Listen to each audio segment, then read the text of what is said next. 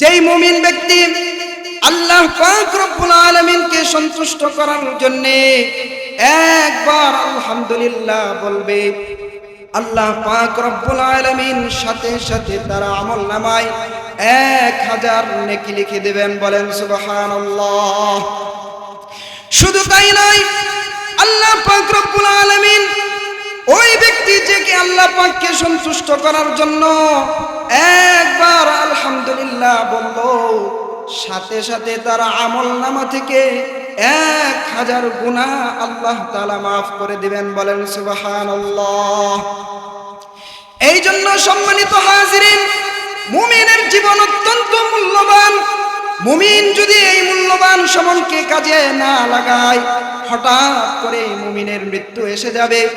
মৃত্যু এসে যাওয়ার পর তাকে কবরস্থানে রাখা হবে। কবরস্থানে রাখার পর সাথে সাথে 2 জন ফেরেশতা নাজিল হয়ে যাবে। 2 জন ফেরেশতা নাজিল হওয়ার সাথে সাথে ওই কবরস্থ ব্যক্তিকে আল্লাহর পক্ষ থেকে প্রশ্ন করা হবে, মার রব্বুকা ওয়া মান দীনুকা ওয়া মান নাবিয়ুকা। দুনিয়াতে মুসলমান যদি তার রবকে চিনে 5 ওয়াক্ত নামাজ জামাতের সাথে আদায় করতে পারে, আল্লাহ পাক রব্বুল আলামিন বলেন, কবরস্থানে যখন মুমিন বান্দাকে প্রশ্ন করবে, মার রব্বুকা, তোমার রবকে, আল্লাহ পাক রব্বুল আলামিন বলেন, যেই ব্যক্তি নামাজের মধ্যে রব রব বলে সুবহান রাব্বিয়াল আযীম, রুকুর মধ্যে স্মরণ করবে রবকে, আবার সাজদা অবনত হয়ে সেই মহান মালিককে স্মরণ করবে, আল্লাহ পাক রব্বুল আলামিন বলেন, ওই সময় ফেরেশতা যখন প্রশ্ন করবে, তার মুখ দিয়ে অটোমেটিক উচ্চারিত হবে রব্বি আল্লাহ। বলেন সুবহানাল্লাহ। তখন ওই ব্যক্তিটা আল্লাহ পাকের নাম উচ্চারণ করে সে বলতে থাকবে, আমার রব আল্লাহ। তখন ওই লোকটা যদি বদকার হয়, তার মুখ দিয়ে উচ্চারিত হবে লা আদরি লা আদরি, আমি আমার রবকে চিনি না। নেক আমল যদি না করে, দুনিয়াতে যদি দুনিয়ার পিছনে যদি সে ঘুরে, দুনিয়ার সময় সে অযথা নষ্ট করে, তখন তার মুখ দিয়ে রব শব্দটা উচ্চারিত হবে না। আর যদি রব শব্দ উচ্চারিত না হয়, তাহলে চিরস্থায়ী জাহান্নাম, কবরস্থানে সেই জাহান্নামের আযাব শুরু হয়। সম্মানিত হাজিরিন, আল্লাহ রাসূল সাল্লাল্লাহু আলাইহি ওয়াসাল্লাম বর্ণনা করেন, দ্বিতীয় প্রশ্ন কবরস্থানে তাকে করা হবে, ওমান দীনুকা, তোমার ধর্ম কি? দুনিয়াতে কোনো মুমিন মুসলমান যদি ইহুদি খ্রিস্টানের কালচার অনুযায়ী নিজেদের জীবনকে সাজায়, আল্লাহর রাসূল সাল্লাল্লাহু আলাইহি ওয়াসাল্লাম বলেন, ওই ব্যক্তি বলবে লা আদরি লা আদরি, আমি আমার ধর্ম কি এটা জানি না।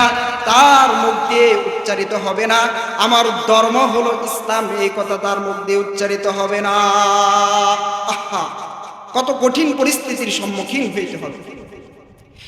আল্লাহ রাসূল সাল্লাল্লাহু আলাইহি ওয়াসাল্লাম ডাক দিয়ে বলেন, যেই ব্যক্তি তার দুনিয়ার জীবনকে রাসূলের তরিকা অনুযায়ী, আল্লাহ তাআলার হুকুম অনুযায়ী সাজাবে, তার মুখ দিয়ে অটোমেটিক উচ্চারিত হবে দীনিয়াল ইসলাম। বলেন সুবহানাল্লাহ। আমার ধর্ম হলো ইসলাম, ইসলাম আমি দুনিয়াতে মেনেছি, আজকে কবরস্থানে মান দীনুকা এর উত্তর হলো দীনিয়াল ইসলাম। আওয়াজ করে বলি সুবহানাল্লাহ। এরপরে রাসূল করিম সাল্লাল্লাহু আলাইহি ওয়াসাল্লামের চেহারা মুবারক তার সামনে তুলে ধরা হবে। সেই চেহারা দেখে আমি যদি দুনিয়াতে রাসূলের তরিকা অনুযায়ী জীবনকে সাজাতে পারি, মুখে দাড়ি থাকে, রাসূলের প্রত্যেকটা সুন্নাত যদি আমি আমার জীবনে বাস্তবায়ন করতে পারি, তখন রাসূল করিম সাল্লাল্লাহু আলাইহি ওয়াসাল্লামের চেহারা মুবারক দেখার সাথে সাথে ওই ব্যক্তিটা চিনে ফেলবে এই নবী হলো, এই ব্যক্তিটা হলো আমাদের বিশ্ব নবী জনাবে মুহাম্মদুর রাসূলুল্লাহ সাল্লাল্লাহু আলাইহি ওয়াসাল্লাম। বলেন সুবহানাল্লাহ।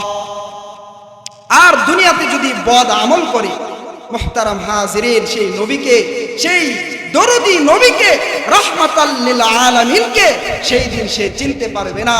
কবরে বলবে লা আদরি, লা আদরি, আমি তো এই লোকটাকে চিনি না, দুনিয়াতে তার বিধান মানি নাই, দুনিয়াতে তার তরিকা অনুযায়ী চলি না। মুহতারাম হাজিরিন, যখন ওই লোকটা রাসূল করিম সাল্লাল্লাহু আলাইহি ওয়াসাল্লামকে চিনবে না, রাসূল করিম সাল্লাল্লাহু আলাইহি ওয়াসাল্লাম ডাক দিয়ে বলবে, ও আমার উম্মত, তুমি কি জানো দুনিয়াতে তোমার জন্য আমি কত কষ্ট করেছি? দুনিয়াতে তায়েফের ময়দানে তোমাদের জন্য নিজের শরীরে তাজা রক্ত আমি রক্তাক্ত করেছি, নিজের শরীরকে রক্তাক্ত করেছি। উহুদের ময়দানে দুইটা দান মোবারক শহীদ করেছি। মুহতারাম হাজিরিন, এইভাবে তোমাদের জন্য কষ্ট করেছি। দুনিয়াতে কোনো আলেম, কোন মুফতি সাহেব তোমাদের সামনে এই ঘটনাগুলো কি একবার বর্ণনা করে নাই? একবারও কি তোমরা আমার সেই কষ্টের কাহিনীগুলো তোমরা শুনো নাই?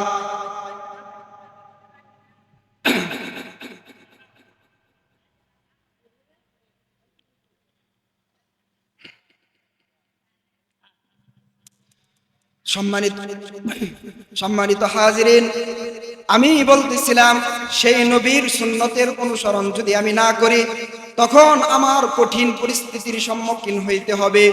কবরের আযাব শুরু হয়ে যাবে, কবরের মধ্যে কঠিন পরিস্থিতির সম্মুখীন হইতে হবে। আমরা যদি দুনিয়াতে নেক আমল করতে পারি, আল্লাহর রাসূল সাল্লাল্লাহু আলাইহি ওয়াসাল্লাম ঘোষণা করেছেন, আফরিশু মিনাল জান্নাহ। আল্লাহ পাক রব্বুল আলামিন ফেরেশতাদেরকে নির্দেশ দিবেন। কি নির্দেশ দিবেন? ওই ব্যক্তিটা দুনিয়াতে আমি রবকে মেনেছে, রাসূলের তরিকা অনুযায়ী নিজেদের জীবনকে সাজিয়েছে, তার কবরস্থানটাকে জান্নাতের বিছানা বানায়া দাও। বলেন সুবহানাল্লাহ। আল্লাহর হাবিব সাল্লাল্লাহু আলাইহি ওয়াসাল্লাম বলেন, ওয়া আলবিসুহু মিনাল জান্নাহ। ওই নেককার বান্দাটার কবরের স্থানে তুমি তার জান্নাতের পোশাক পরিধান করায়া জান্নাতি বিছানায় তাকে শোয়ায়া দাও। বলেন সুবহানাল্লাহ। আহা, সেই নবীকে চিনলাম না, যেই নবী মৃত্যু শয্যায় শায়িত হয়ে উম্মতি উম্মতি বলে চিৎকার করে করে দুনিয়া থেকে বিদায় নিয়েছেন, সেই নবীকে আমরা চিনলাম না। ইহুদি খ্রিস্টানদের কালচার অনুযায়ী নিজেদের জিন্দেগি সাজাইলাম আর চিরস্থায়ী জাহান্নামের জন্য আমরা প্রস্তুত হয়ে গেলাম। হঠাৎ করে মৃত্যু এসে গেল আর আমাদের ঠিকানা হয়ে গেল জাহান্নাম। বলেন নাউযুবিল্লাহ। মুহতারাম হাজিরিন, আল্লাহ পাক রব্বুল আলামিন কোরআনে কারীমের ভিতরে বলেছেন, ও দুনিয়ার মানুষ শোনো শোনো, আমার ভালোবাসা যদি তোমরা পেতে চাও তাহলে একটা কাজ তোমাদেরকে করতে হবে। সেই কাজটা হলো, কুল ইন কুনতুম তুহিব্বুনাল্লাহ ফাত্তাবিউনি ইউহিব্বুকুমুল্লাহ ওয়া ইয়াগফির লাকুম যুনুবাকুম। আল্লাহ পাক রব্বুল আলামিন ডাক দিয়ে বলেন, দুনিয়াতে যদি তোমরা আমার ভালোবাসা পেতে চাও তাহলে একটা কাজ তোমাদেরকে করতে হবে। সেইটা হলো তোমাদের রাসূলের অনুসরণ তোমাদেরকে করতে হবে। রাসূলের অনুসরণ যদি আমরা করতে পারি, আল্লাহ পাকের পক্ষ থেকে দুইটা পুরস্কারের ঘোষণা আমাদের জন্য করা হয়েছে।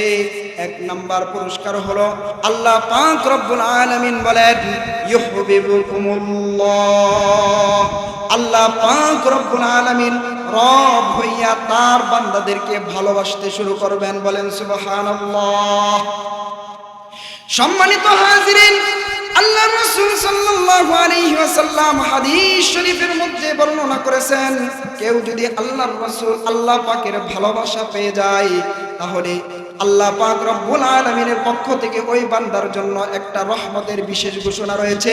সেইটা হলো, আল্লাহ তাআলার ভালোবাসা কেউ যদি পাওয়া যায় তাহলে তার হাত আল্লাহর হাতে পরিণত হয়ে যাবে, তার পাটা আল্লাহর পাতে পরিণত হয়ে যাবে, তার চোখটা আল্লাহ তাআলার চোখে পরিণত হয়ে যাবে। বলেন সুবহানাল্লাহ।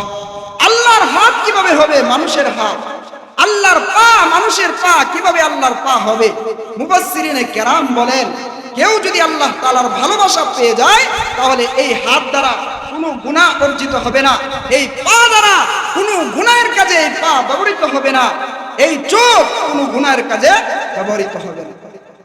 এই জন্য সেই মর্যাদা যদি আমরা অর্জন করতে চাই, তাহলে কাজটা হলো রাসূলের অনুসরণ করতে হবে, রাসূলের ভালোবাসা অর্জন করতে হবে, রাসূলের প্রত্যেকটা সুন্নত নিজেদের জীবনে বাস্তবায়ন করতে হবে। তাহলে একটা পুরস্কার আল্লাহ তাআলা দিবেন, সেই পুরস্কারটা হলো আল্লাহ পাক রব হইয়া আপনাকে আমাকে ভালোবাসতে শুরু করবেন। বলেন সুবহানাল্লাহ। দ্বিতীয় পুরস্কার হলো আল্লাহ পাক রব্বুল আলামিন কোরআনে কারীমের মধ্যে বলেন, ওয়ায়াগফির লাকুম যুনুবাকুম আল্লাহু গফুরুর রহিম। আল্লাহ পাক রব্বুল আলামিন তোমাদের সমস্ত সামনের পিছনের সমস্ত গুনাহগুলো maaf করে দিবেন। বলেন সুবহানাল্লাহ। আহা, সেই রাসূলের অনুসরণ যদি আমরা করতে পারি, তাহলে আল্লাহ পাক আমাদেরকে ভালোবাসবেন, আমাদের সামনের পিছনের সমস্ত গুনাহগুলো আল্লাহ তাআলা maaf করে দিবেন। সেই রাসূলের অনুসরণ করার জন্য আমরা রাজি আছি তো ইনশাআল্লাহ? আল্লাহ পাক সকলকে কবুল করুন। সংক্ষিপ্ত আলোচনা করলাম, প্রথমে আমাকে নিজে যেন আমল করতে পারি, আপনারা সকলেই যেন আমল করতে পারেন, সেই কথা বলে আমি আমার বয়ান শেষ করছি। ওয়া আখিরু দাওয়ানা আনিল হামদুলিল্লাহি রাব্বিল আলামিন।